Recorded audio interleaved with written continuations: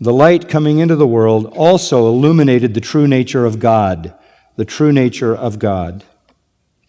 If men are as sinful as they are, if they are as wretched as they are, if they love the darkness as they do, if they're spiritually dead and spiritually blind, how can they possibly believe? How can they possibly receive Christ? How can they possibly become children of God? How can they possibly be born again? How can it happen? Verse 13. Here we look into the very nature of God, who were born. To be a child, you have to be born. This is that new birth, regeneration. Who were born, not of blood. You know what that means? Heritage, descent. Doesn't come down from your ancestors.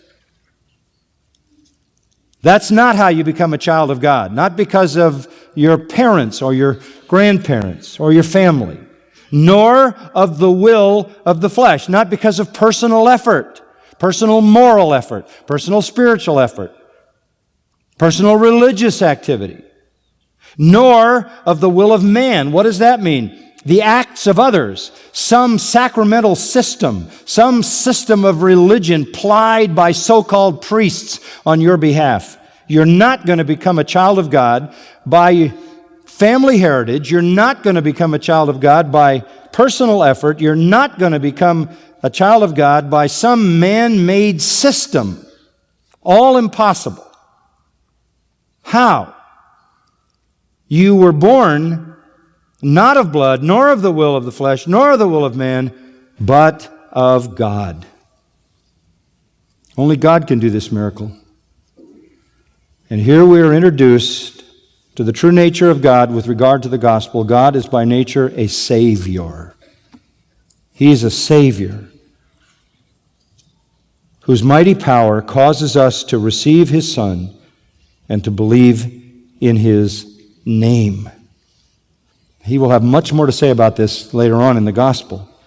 But at the very foundation, we need to know that in this ministry of evangelism and gospel presentation and giving testimony and witness to Christ, God will work to give life to dead sinners.